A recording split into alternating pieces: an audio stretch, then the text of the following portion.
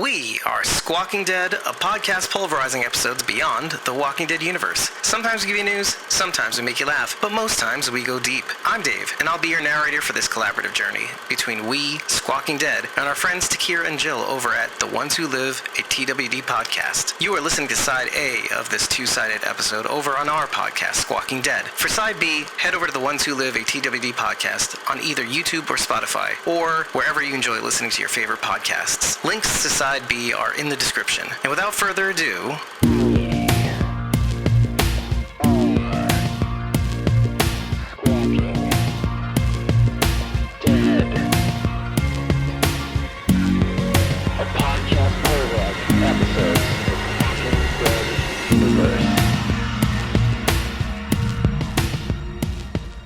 What do you guys think of where we left off on episode 3 and where we dropped off into episode 4? Some of us had some misgivings about throwing ourselves out of a helicopter at the end of the last episode. I want to know what you guys think about how that was revealed in this episode. Starting with Jill.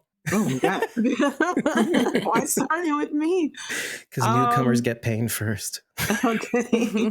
Well, I thought the ending of 3 was very shocking. I didn't expect her to yeet them out into the sky. It was a good choice. It was a surprising choice. And then seeing where they end up in this abandoned condo, it served its purpose, obviously, because they needed space and time to talk. And they just really hadn't had that. Like, had they had more than 5-10 minutes together at a time until this point? I don't think so. No. So effective is what the word I would use. Well, did anybody have any sus feelings? I'm looking right at Sherrandy.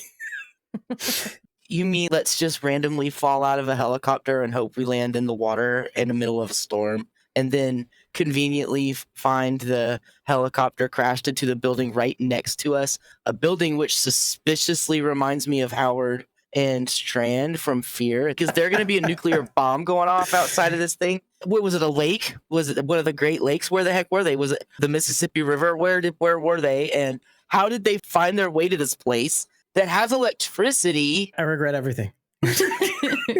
You asked. No, I'm just kidding. They're in Washington. Yeah, they're probably still in Washington. Okay, so it's probably a lake or a river. Yeah. But still. Perhaps a fjord. She could see the buoy in the water. Through the storm, how lucky for them to just fall. And even if you fall into the water, there are things in the water that can still kill you. That was a long way to fall. Yeah, like the alligator in Fear. People commit suicide by jumping off bridges because it kills you when you hit the water. Because the water is like hitting cement. Nobody got hurt. They just find this place that has electricity, and then they take the time to make out while the building next to them is falling down, and that one is... It was just... I agree with that. Hey, this elevator is critically failing. Let's make out before it falls. What? Love it. I hate it. I love fear boners. I said this in the last episode. The fear boner's the best. A lot of boner. adrenaline. Our listeners are going to be things so mad flowing. at you, Blazy Gardner. I'm sorry. Well, be mad. Well, we'll have the part A. I just don't think Rick and Michonne have any chemistry. What? Whoa. It's painful for me to watch them. That's The comments in the listen. last episode regarding this. Woo. You're about to make us lose listeners. What is happening? Again, I said Get mad at me. part A. You- Part Tell A. me, is tell ours. me. Give it to They'll me. hate watch. They'll Why- hate watch. why Yeah, is it give it that- to me. After, like, I don't know how many seasons, 7, 8 seasons, why is it that you think they don't have chemistry? This couple who changed the trajectory of the show, they weren't supposed to be together. That was a decision Right, made. and I can tell that because it doesn't feel right. They should be friends. But But that's They're it why good was as was friends. changed changed. because Why? of But their why? chemistry. It's- It was changed because of I have to everyone say, seeing their chemistry. I never thought that they had good chemistry. It's my opinion. We talked about this in the last episode. There was nothing suggesting this, then all of a sudden they're just our couple. No, okay, you need to go back and watch because they I've watched it. laid I've it watched it out. plenty. Then I don't know how you missed it. He checked her out at like every chance he Yeah, could get. while he was had banging to, you know? Jesse. He No, never, he never slept slept with Jesse. They had one depressed kiss in her garage because he thought Glenn and him was dead. No, they never had sex. Counterpoint. He's been checking Michonne out since All the right. jump. Making out with Jesse. I'm sorry, banging was wrong. Everybody's Sure, they welcome banged to have their hips. opinion. This is just my opinion. I don't feel like they have any chemistry, and so it makes it very difficult for me to enjoy the show. I love Jadis and I love Thorne, and I'll watch the crap out of the show for them. She tends to like bad guys. True. I did see the breadcrumbs that you're talking about, Jill, and honestly, I'm more about story anyway, and I could have gone either way with it. If they decided to get together, I would have been fine. I saw it from the jump. I saw Michonne looking at Rick, and I actually instantly saw that they had something, or that she had something for him. I should have said this in the last episode. Let me say, I don't mind that they're together. It's okay. It's not like I wanted Rick with somebody else or I wanted Michonne with somebody else. It's not like that at all. It just doesn't resonate with me that they're a couple.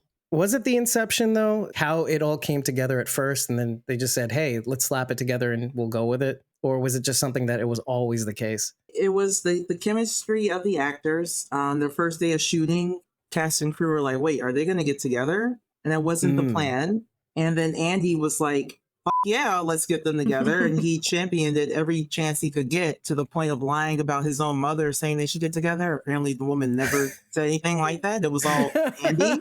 That's what he wanted. But then the show itself, they kept putting them together in like Michonne literally hands Carl back his family. I read the episode Clear, how Gimple wrote it. It's everywhere. I don't know where else it could have possibly have gone that would have made any sense. Like I said, I can see it both ways. I can see how some people might have seen it that way and even kept seeing that way. And it's not malicious. There's some people who would say, oh, okay, this is the perfect example that everybody can get behind. There are so many people that when seeing Daryl and Leah together just can't handle it. They'll accept it, but they just can't handle it because of so many reasons. Leah? There you go. Leah Shaw. Leah. From the bonus episodes, and then turns up in Daryl's the homeless woman in the girlfriend. woods. Is that No. Yes. You've proven my point. The homeless woman in the woods. Well, she had a home. It was a broken home. Oh. So many people just did not want it for all the different reasons that they didn't want it. Take your pick. I want to be with Daryl. No, I want Daryl to be with Carol. Or just they didn't see it. Some people looked at Daryl and said, this doesn't make sense. He's not supposed to be with anyone. It's all subjective, really, in the end, because at the end of the day, that's how it happened. And hopefully they put down enough breadcrumbs to make people okay with it. Some people weren't. Some people are. It is all what resonates with you personally. Honestly, when I first started watching the show and I saw, what was it, the second episode? In my head, I saw his interaction with Andrea and I saw zero chemistry whatsoever. And I said, oh my God, they're going to put him with this boring ass woman. I'm not here and watch based on the comic. and make myself enjoy it. And I'm so glad that they didn't, because that would have been the driest thing ever. That's a different kind of fear boner. They really should have put Rick and Carol together, because their shipper name would be Rick Roll. Rickroll. That's horrible. That's horrible. Something shivered in my soul. I also came into The Walking Dead kind of in the back door because I watched Fear first. And then I got information about The Walking Dead before I ever watched it. So like I already knew Rick and Michonne were going to get together. And it just, like I said, it just wasn't a story that grabbed me. I was more interested in other aspects of the story. I wonder if that has something to do with the way that you feel about the show, though, too, because I'm a Walking Dead fan before I'm a Fear fan, for sure. I liked Fear, but I liked Fear only because I liked The Walking Dead. As a standalone, I don't know that I would have gotten into it as much. And so maybe that's has something to do with it. I really liked Dead City, and I really loved Daryl Dixon. Well, it's also about order, too. How you come into the universe, too. And I know a lot of people with Sherrandy's perspective, people that have started with Fear, let's say, just as an example, and then moved on to watching all of The Walking Dead. I just saw a Reddit post about that now. Is it worth it to watch The Walking Dead?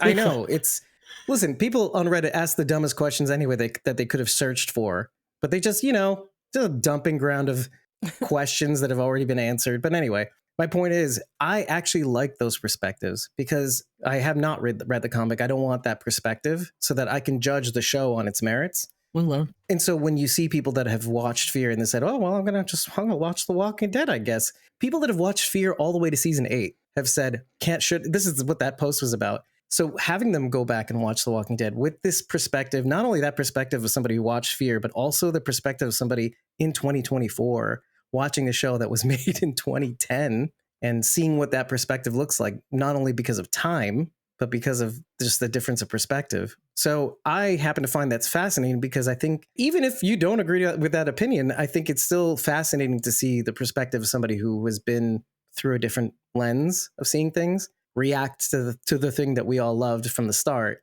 It gives you a fresh perspective on a difference of viewpoint and maybe the accessibility of the original writing, and if it lasts the test of time, but also the different audiences that come into play. Like if a script is adaptable enough for a general audience, because I think that's important. That's what we try to do all the time, is we try to give oxygen to all different kinds of opinions, even some of the ones that we may not all agree on. I think it's important to explore those things because it's good to see somebody else's point of view, I think, to get the intentions, or maybe where the intentions went wrong in the writing too. I think sometimes things just become triggering because of other things being attacked for our opinions. Well, yeah. I mean, I see that on Twitter all the time, and I don't want any part of it. I mean, I didn't see any of the comments on the last episode. I'm sure they were heartfelt. It's like we're trying to go out to the internet and see the worst version of ourselves or others. No thanks. Yeah, it's not for me. I'll pass on all that. Yeah. I don't hate anybody from the show. I think they're doing a great job acting. I want to just take a quote that you said from the last episode, was that you love the chemistry between Andy and Denai. They're just an unbeatable acting pair. They were great as friends. I just don't... I'm trying to help you here. Well, I'm sorry.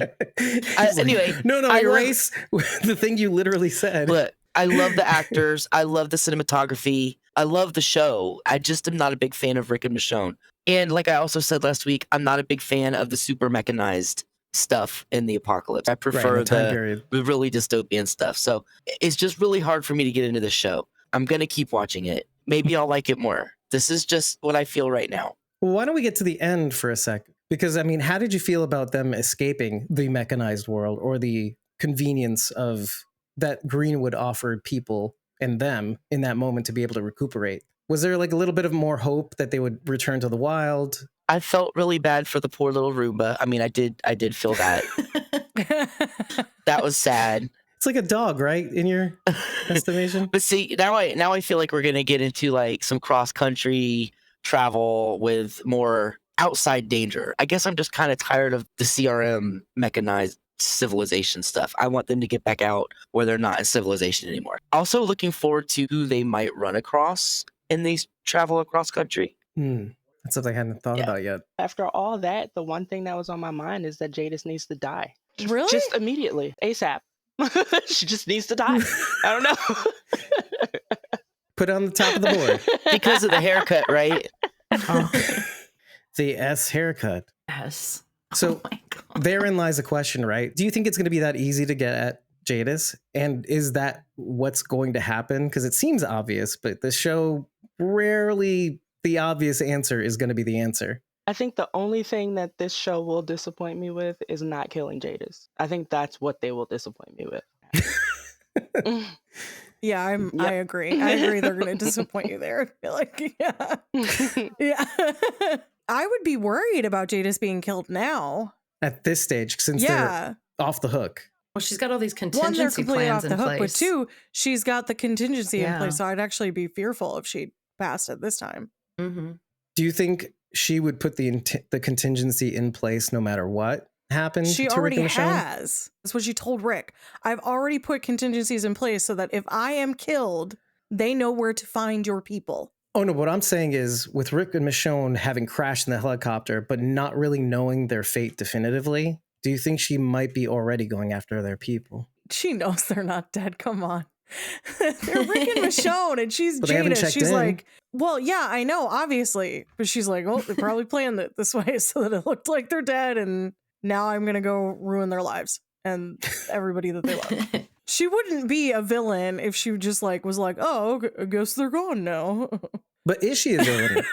Like, I mean, villains aren't What's always gonna as be more clear cut as we important? think. Going to hunt them down and destroy their home, or the summit that they've been preparing for over a year? Jadis is not known for sticking to one side. That is not That's what true. she did in the main show. So who's to say she's not going to flip the script on the CRM? Maybe she was working with Okafor in secret or something. We know I we think won't if know. We anybody wouldn't know. flipped, it would be Pearl. Rachel, what do you think? I feel like what Jadis has already proven time and time again is that you don't know what she's going to do. Jadis has always surprised us at every turn.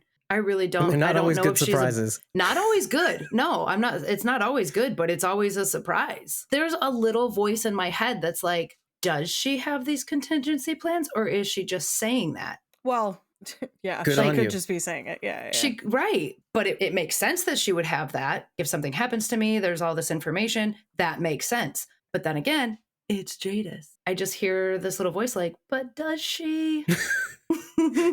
Really, Michonne? Yeah, Really? really.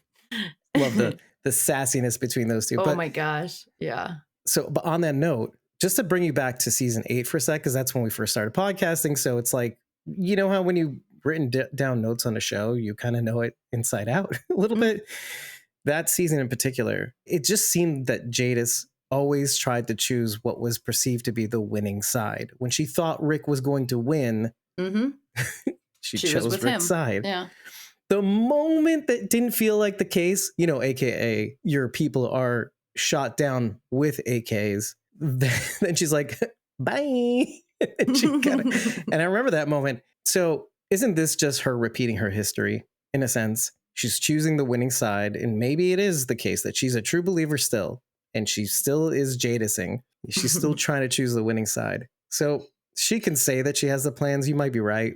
I don't know. I'm just offering that bit of history out there because it's possible the second she finds out Rick and Michonne are in play, and they may end up going, let's say, after the CRM, which in my opinion, and I'd like to know what you all think, is what they have to do. Throughout this episode, I think there's a version of us being on Rick's side as he's discussing things with Michonne finally for the first time. That in the I remember distinctly in the last episode how all of y'all were like, Michonne, listen to Rick. They are scary. And so in this episode, it's hard not to side with both, but in a sense, see Rick's side of the argument. And so throughout this whole thing, I was thinking, well, even if they go home, let's say that Jadis's information doesn't exist and she dies slipping off a bridge. Does that mean the CRM is going to give up? First of all, we know something from Tales in that not that the CRM still exists, but they had dug out that huge trench in the episode with Amy and Everett, Dr. Everett. Amy and Dr. But Everett, did right? we know for sure that they did that, or that was just our assumption? I felt like there was something in the summary that suggested that. But either way, it doesn't mean that they exist, but they persisted for a while at least, enough to be able to do that or whatever. Here's what we know for a fact. They have jump points across the entire United States. Yes. They have drop sites. They have facilities. Mm-hmm.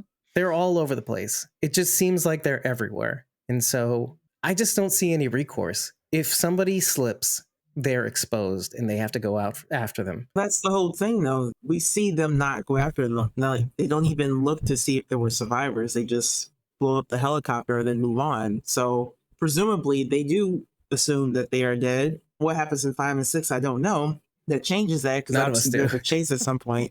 I think there were like trailer clips of Jadis doing something. I don't know. I don't know what she's doing. But presumably Rick and Michonne are gone. They don't have any boots on the ground. They don't do any kind of looking around for them. They just assume that they're dead. So I'm assuming the pilot, as he was crashing, I'm sure there's like a black box or something or whatever. They're like, oh, they all just died in this up storm. Oh, well.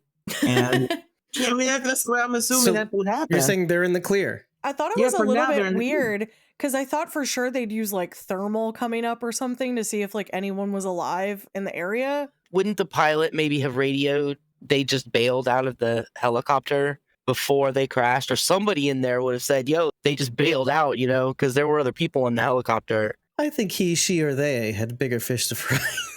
I mean, I don't know if he was looking back. I think he was probably focusing on not crashing, and he crashed. I don't think that the pilot knew. If that was the case, and they're all about their secrets, they would have looked harder for. I mean, they would have looked at all. I don't feel like they agree. looked for them. It could have just looked like they fell out too.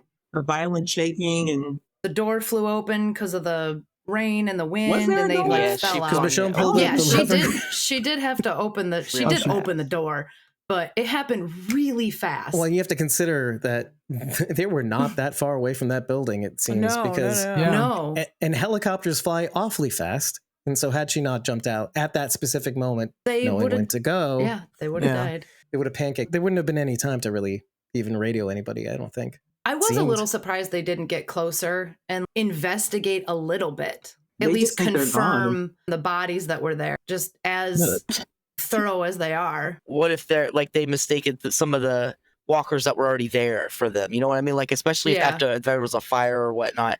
Like, if they got burned up in the helicopter crash, they would just be, oh, well, look, here's some burned walkers. We don't know who is who or whatever. But Yeah. to be fair, Rick agree. at this point had already survived another helicopter crash.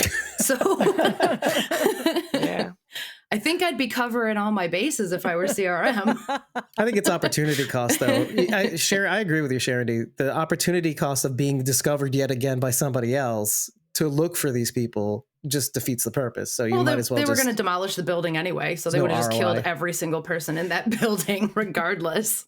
Yeah, just in case, Yeah. which is They on saw brand. us, so It's sorry, totally on the brand. building's done. You're done. Okafor died within the week, right? Michonne's been there with like a week. Let's say 2 That weeks. sounds right. That's fair. Rick Yeah. followed every protocol when that helicopter went down. So one would assume, like, why Oh, wouldn't that's he? true. Okay. do it Yeah, again? that's Like, true. That's true. He That's a led the good point. team. They all got That's started true. anyway. He but hit the did everything. button. Yeah, Yeah. that's true. PRB. He would have hit it Yeah. immediately. If he had it. As soon Yeah, as he he got lost in it. that room, he was like, And he lost it. oh. Yeah. Good point. Yeah. Yeah. Overall, I did enjoy the episode. This was, in my opinion, by far the funniest episode I've seen in a long time. I was laughing a lot. Yeah, there were some really good lines in it that I really enjoyed. Esteban still beats it for me, but yes, I agree. Yeah. Oh, Esteban was amazing. But there were a few moments where I was screaming at the TV screen. One in particular, when they first get into this apartment, it clearly looks like someone lives there. The computers are on, the Roomba's going, there's a voice talking in the air. How did they not There's go a voice talking room in the air. by room to like make sure nobody was there? Like cavemen. The first thing I would have done is gone through that entire apartment, clearing every room, making sure there wasn't somebody like sleeping somewhere. They just walked in, immediately started fighting. Listen, Check your she just yeeted surroundings. them out of a Up helicopter. the wall. No one was in Rachel. their right minds when they got in there. Truly. But truly. survival is always at the forefront of your mind. Yeah. Yes? Like, That's an interesting perspective, though. I hand it to you. They were on like the 7th, 8th floor. I imagine that the doors weren't locked. They were pretty high, like They're to see high where the up. helicopter crashed. They were high up. Okay. So they went up a bunch of, or maybe they took the elevator. It's a defensible position, Michonne. We can't breach. We may be in a defensible position. We can't breach. yeah, Sorry. that was This just is the one high moment ground. where Come I'm on. like, what are you doing? We have the There high is, ground. there is clearly somebody in there listening to this entire conversation, and they're going to call somebody as soon as you walk out of this room. You know, are actually, dead. that did sound like my cousin robot. So there That's you go. true. That's the answer. My Yes. like, what are you doing was when Rick opened the fridge. I was like, bro, No, we know, that like, makes sense. First, no, here's the thing. First rule of any dystopian society, you no longer open the fridge. Ever again do you open the Well, fridge. But Because there was electricity. They had a lot of let me hear this out. fair, Yeah. but if I you're allow in the apocalypse, prosecution to- and it's been to go how with their many defense. years? It's been how many years since life was normal? Yeah. It doesn't matter if it's on. Everything in that fridge will be rotten. Oh, You know what, though? Pristine, though. Like that looked like a nice. Like there was a door. I mean, it was in there. cleaned up. It But was I was like, clean. dude, you're about to regret that choice so hard. It's gonna smell like moldy strawberries. That fridge was cleaner It's than mine. just- Yeah, well, that fridge was like it was It was empty. whistle clean. That's Yeah. what it was trying to show, was that they had all starved to death. Obviously, that was why there was nothing in the fridge. But Yeah. Mm. Well, and the Roomba, the Roomba later on explains, oh, that's why this was so clean. The Roomba was just cleaning the room up. yeah, The Roomba So- only cleans the floor. It doesn't climb the counters and like clean everything else off. Well, you did see some dust where she put down the PRB Yeah, on a end table, I think it was. Yeah. yeah. Which is It was caked real with. Was messy. there? Okay. I must not have been paying close enough One of the attention things because I they was looking innovated for was it. a super Roomba. On the note of that, when Rick gets startled by the Roomba, he immediately pulled what I call an Evelyn and switched the topic. And I thought they were so thin. I'm like, the Roombas? In my head, he just blurts that out. And I'm like, they innovated a thinner Roomba. My goodness. He was talking about the walkers. I immediately Googled when the Roomba was invented because I was like, Oh But no, yeah. I knew it was around then because I'd wanted I never one had around one. that time. no, I never had one. 2002. So Yeah, they've Yeah. been around a long time. Yeah, they started out this big and they got thinner. Where the hell is it? I lose it. I crack up every single solitary time. It's freaking hilarious. It was so funny. Such a dad move too, isn't it? You're trying to argue with your wife, and some kid is screaming, "Shut the hell up!" Okay, well, we got a little personal. I'm sorry. I'm not a I dad. love that they get in the apartment and she's like, "We needed a timeout." It's like classic. What do you think PRB stands for? Do we have the actual acronym? Personal response button. I thought it was like I don't know. I thought it was Personal like response beacon. Beacon. Oh, that's good. I Beacon's thought it was good. like personal Personal retrieval. Oh, Okay. yeah. Okay, could be. Listen, all these work. Yeah. It seems like. What if it was just not any of those things? Isn't that the stuff that's in plastic that if you, it gets out into the portable. environment? Oh my God, Just it kidding. stands for I'm just kidding. I know pre-rolled it's PCBs. Pre-rolled blunts. No wonder they needed a timeout. That's definitely a useful emergency device. All the buttons. Airdrop all the right buttons, now. please. Airdrop. 300 miles away, my dealer comes. Why isn't that a thing yet? Dealers get on it. Oh, it is. To be fair, I would bail There's a out of a website. helicopter for that too. We're living in the best of times. I'll tell you right now. I loved the just the tips Well, oh, part when they both stab the walker at the same Uh-huh. time. The Negan Maggie, just the tips. Yep. That's How what was we that? say. I was 'Cause thinking remember when about Negan it. what's that thing Maggie. that they used to do on The Talking Dead when they were like talking about moments and they would give them weird names? That's what Sherrandy just did. Oh, yeah. The in memoriam. Yeah. I love also that what Michonne grabbed was a piece of rebar that was sticking out of some concrete. Ooh, yeah. What a little homage there to the bridge. I was sad because the thought dawned on me during the Mhm. episode that her sword is gone. The katana is, Mm. and that I It's mean, left behind. maybe it'll show up. Probably. Jadis is going to return it to her. Not necessarily. I mean, Michonne put down that sword before and she was fine. She'll No, I know. It's just I is love it, that. I was though? thinking of that as it's well. just it's sad to me because it's such an icon. It's such a piece of Iconography. in Yeah. the show. she has this conversation with Rick in 5 when they go to that food bank with Father Gabriel. He asks her, "Do you miss the sword?" Mm-hmm. And she talks about the things that she actually missed. And the one thing she's been missing is Rick. So that sword. She got her man back. Yeah. Mhm. Also, Ooh, we don't Yeah. even know where I she love it. left the sword. That's amazing. That's the answer. Yeah. Shuts everybody Yeah, up. that's It's fair. perfect response. That's what I was. She hid it in that boat with that terrible note. No, I'm kidding. The canoe. That breakup letter. Yeah, right. I know. If you really love me, you'll leave. His piece of poetry is creative writing. Oh my man. gosh. When she pulls out that notebook, she's like, "Did you want to write another poem?" The sass. Oh my gosh. The attitude she is throwing him. I laughed so hard. So I'm uncomfortable just today. like, though. It was get it. Tell him. good. Seriously. I love the Beezus and Ramona shout out because I read all of those books when I was a kid. I still think about moments from those books even today. Obviously, she's thinking about her Mhm. kids, but it's just sweet to see it. The little thought of like, oh, Judith would really love this, and so she puts it in her pack. She's gonna take it to her. I don't know. It's just like really sweet. It's looking for the moments to future. see. Yeah, it was just Yeah. nice. Well, she's been bringing presents back since Carl in those comics. Michonne Yeah. was such a black girl in this episode. Huh? And I don't know if anyone Okay. knows what I mean by this. Why would anyone woman, take that the woman. wrong way? Like, So what? there, you know, we all hear like representation matters, but there's also times where we see ourselves being represented as Black women on TV Yeah, of in the course. incorrect way. And not saying that that's how Michonne was presenting herself, but in this episode, there were just so many little things that she did that I could see that I've done that I would react, like just her reactions. How he was like, "Children," and she was like, like I would totally do that. Yeah. But it was so slight too. It was so subtle. It's Yeah, like, it was really subtle. I gotta say Yeah. this now. I gotta go through this.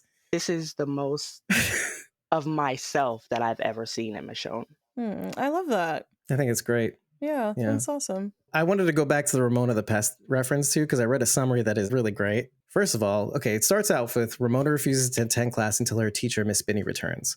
Ramona has good intentions, but they go awry. Remind you of somebody? She can't resist playing with her classmate's curls, which gets her into trouble. And she has a crush on her classmate, Henry. She fears wearing a mask on Halloween will make her lose her identity. I just thought just so many good references to this show. Well, Rick being in the CRM too long made him lose his identity. The breadcrumbs they left to tee up Rick and Michonne, that's the playing with the curls. You might get her into trouble, and the good kind.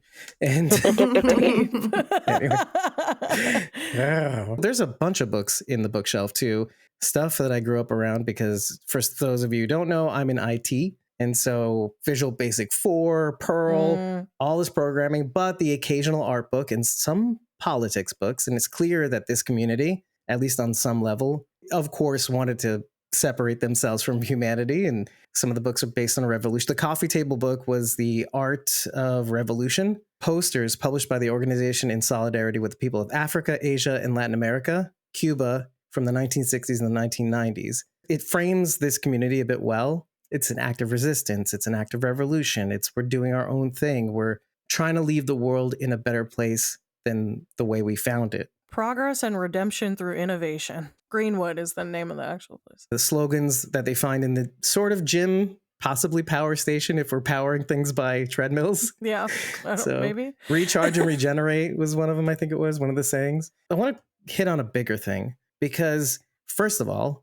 in case you didn't notice, bottle episode. Did it feel like a bottle episode is a question, but also this episode has never been more bottle than any bottle episode that I've ever watched because the building itself is an allegory for their relationship. If you think about it, the CRM blew up the building, the CRM wrecked their relationship, and now there's like a line that Rick says you have to burn something down in order to bring it back again. It's almost as if the building had to collapse for the relationship to mend. You have to break a bone sometimes to let it heal properly. The CRM basically, over the course of however many years, broke Rick down. Every time he tried to leave, they got him. He chopped his hand off, they still got him. He's trying to get these letters out. He finds out Okafor then took most of the stuff that he left out there as breadcrumbs. Every single solitary thing that he's trying to do to make it known that he's here, he's trying to get back home, they've just stopped him every chance he got, broken him all the way down.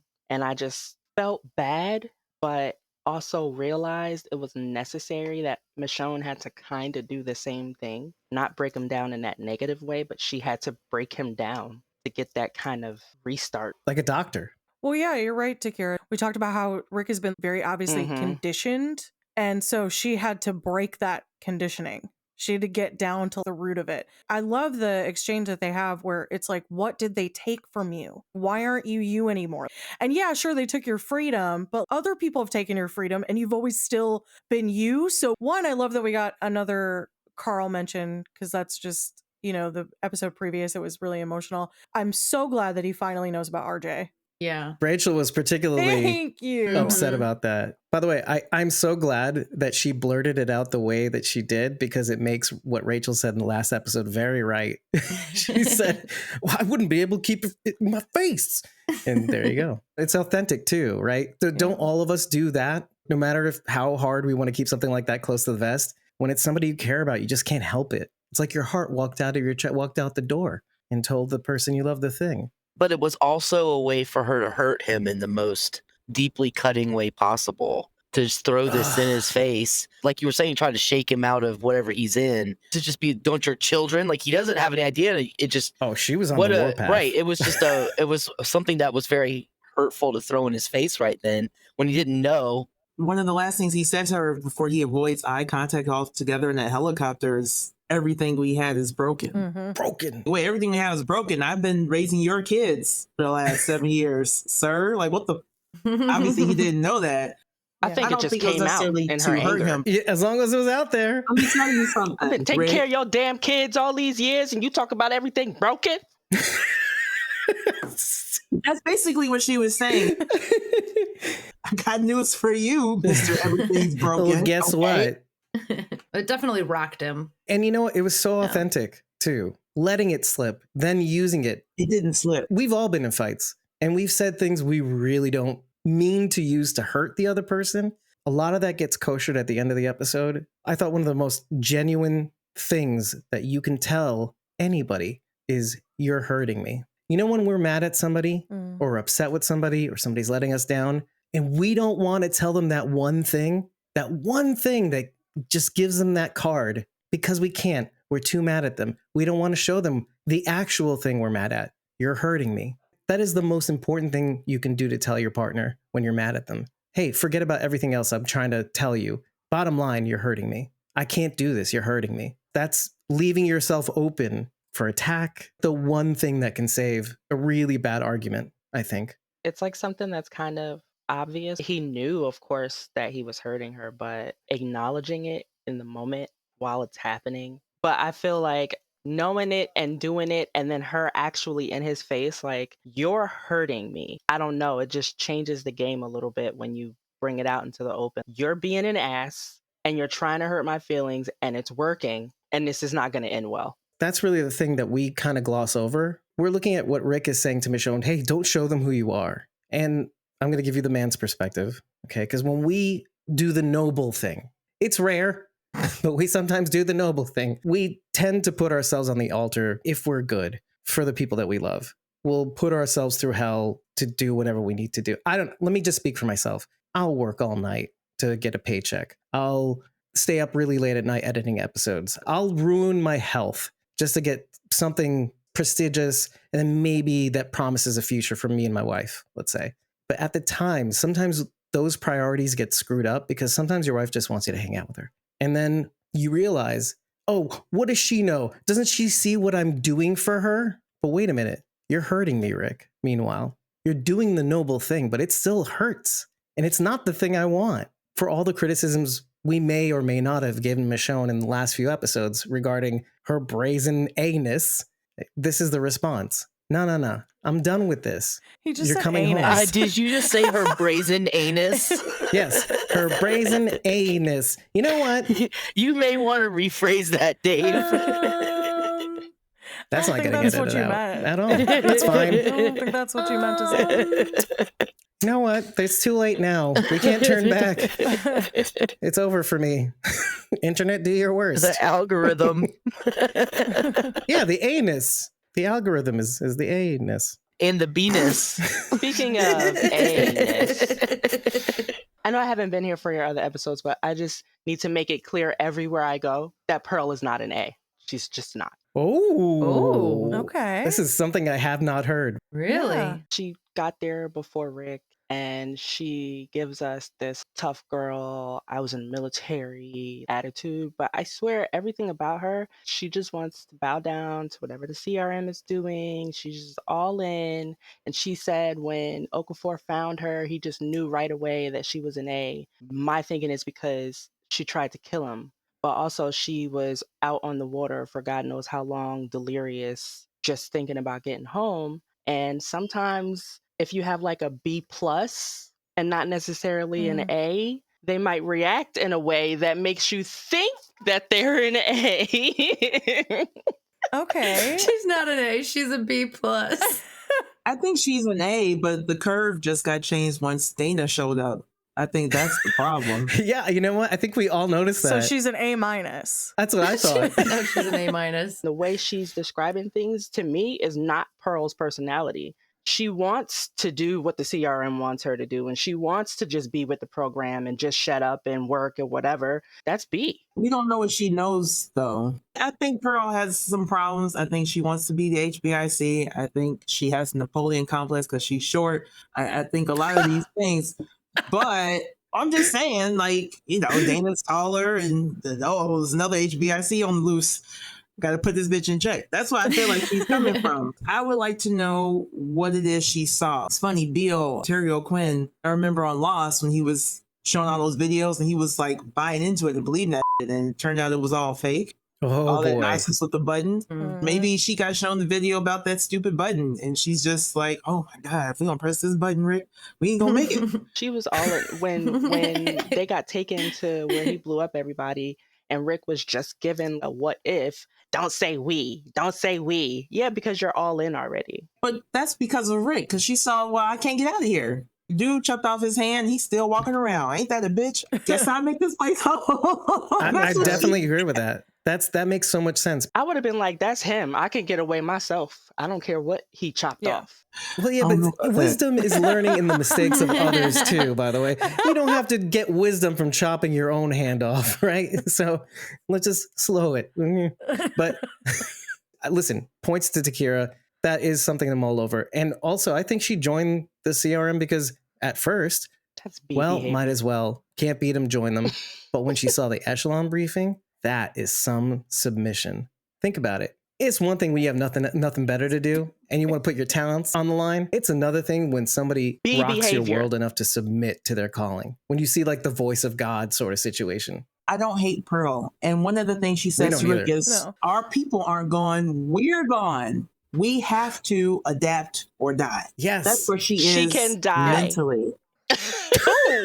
Whoa. Whoa. Wait. Let's listen. Wait, I got this. Takira, you're lying to me.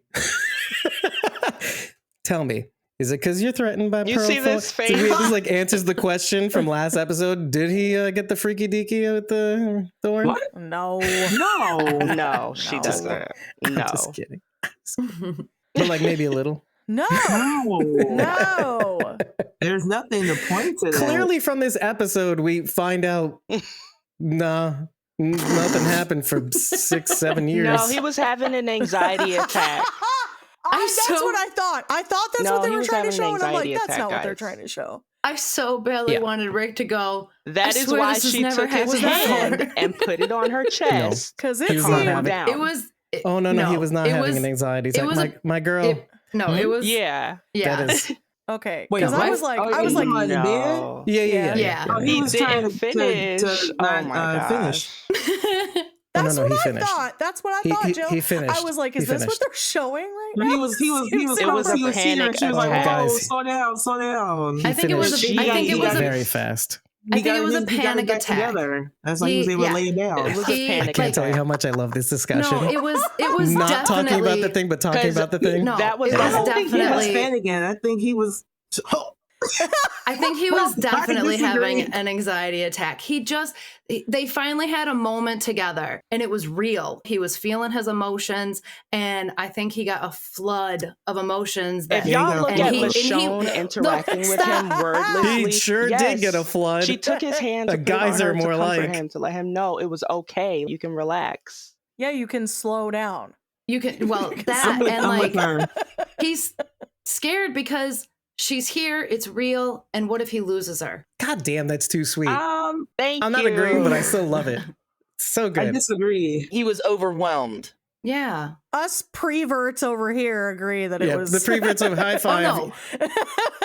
No, my first thought was definitely prevert thoughts. I'm like, I mean, it's just a thing that can happen. I mean, I it's thought he was been going to go, 7, 8 I years. swear that's never happened to me before. That's the face. I just rolled over on the juice box. You know how I know? I'm just going to tell you. Yes, okay. Can I just say something? Yes, please. Please do. He makes the move. He makes the first move for them to even go into the bedroom, right? Mm-hmm. No anxiety at all. They already on the edge of the bed. This didn't just start. It kind of fades out and comes back in. They've already been hitting it for a while, raw dogging it, right? I just think he was Like teenagers. trying to wait, like that Luther Vandross song. Like, I can't wait. And she's like, oh, hold on, slow down, buddy. Not Luther That's just, Vandross. I swear that there's a song. Yes. I can't wait. He's talking about coming. That's what that song is about. I did not know that for years. The truth about Luther Vandross is the title of our YouTube video right now. We are going to about end up coming. on the wrong side of YouTube today. Algorithm. By the way, this is the beginning of your video. Your part starts Listen to here. Love Won't Let Me Wait, and it explains Rick's predicament the whole way. Love Won't Let Me Wait. Check it out. Love won't let me wait. Oh, I It know. won't let me. But yeah, I'm in the. This is how I know, folks. Next time you watch that scene, turn the volume up and the noises he makes. That's why I was like, okay. That's how you know. Mhm. Her response is what made me feel like it was an anxiety attack. That look and her response to that look. Or maybe She's like, it's okay. I'm not going anywhere. It's okay. I just had a thought. What if it wasn't so much the finishing part so much as, wait, do I come in her? Because obviously they don't have condoms. And maybe she she's done like, already no, had it's cool. another baby. He didn't know Well, about. I'm just saying. Here's the thing. A whole other level to it. Here's the thing. First of all, he looked at her and got her pregnant. That's first of all. That's first of all. Oh my gosh. Second of all. That's fair. That's fair. He saw her back and was like, X marks the spot. Oh no! No! Oh no. Oh my God. We're laughing too much. Dave's gonna have to cut all this laughter out. I almost passed out. I lost blood to my brain with that one. So did Rick.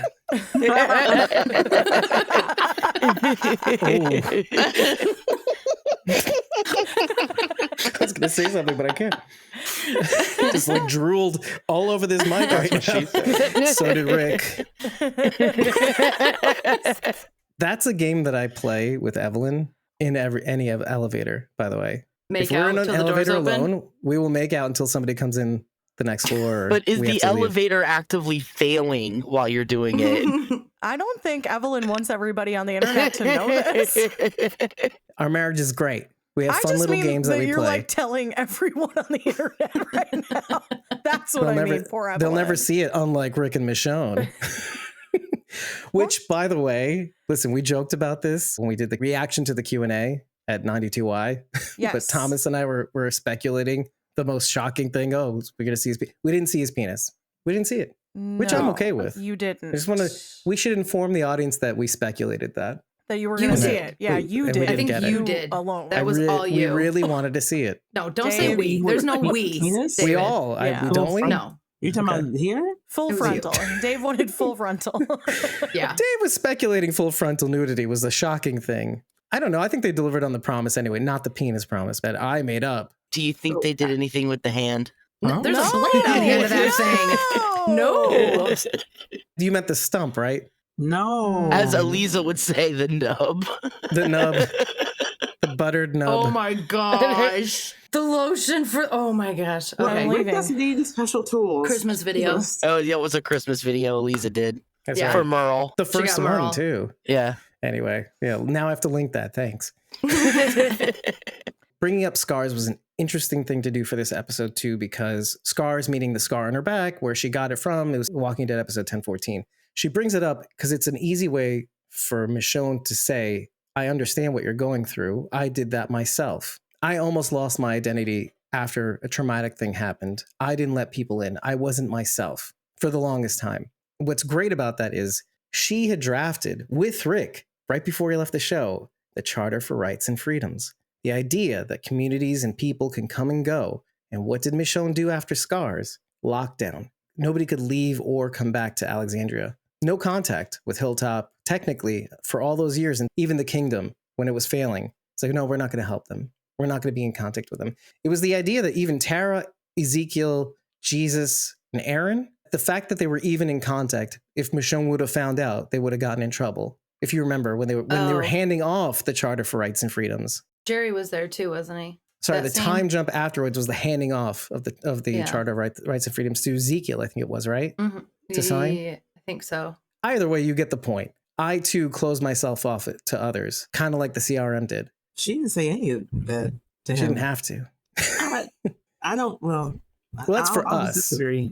I think Just it was to more remind about the what viewers. she had to do to survive and keep her family safe. I had to kill this lady that I knew and a bunch of kids, which she also didn't say, to get my family back.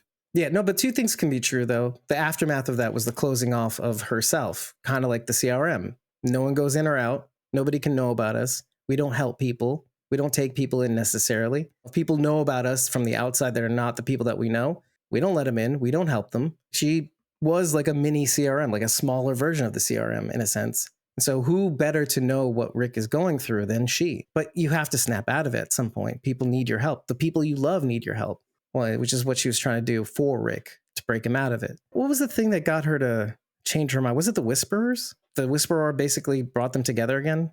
Yeah, Jesus' death, right? The very person who handed off the Charter for Rights and Freedoms? Sorry, that was Aaron, who handed it off to Jesus, who belonged to Hilltop. And then Jesus dies, and then it gets them together, and then they can't get apart because of the Whisperers.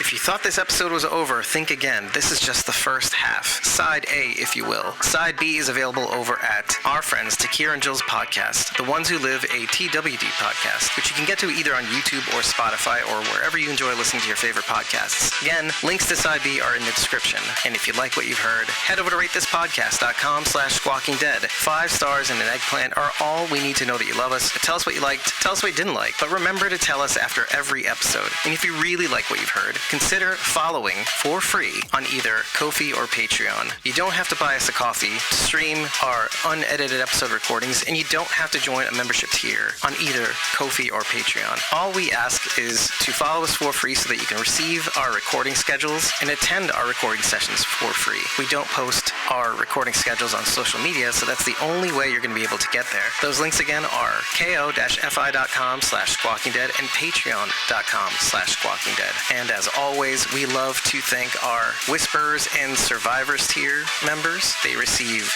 this perk at the end of every episode recording. Starting with the Survivors tier, we have at RealRyanGM on X and at ElizaJones71 on Instagram or at JonesAJ6 on X. Moving on to our Whisperers tier members, we have at Judith.Morton on Instagram, Aiden Atkin, who you can reach at ko-fi.com/AidenAtkin, Takira, who you can reach at ko-fi.com/ConnieDixon4Life. That's Connie Dixon, the number 4 LYFE. At Kim.Rowley, the number 1. At Lois.Morton.54. And at Sandy.D.Morrison on Facebook. And at I Found Them Rick G on X. Catch us again over at The Ones Who Live, a TWD podcast for the second half of this episode. I really, really hope you enjoyed the first half. And remember that we are Squawking Dead.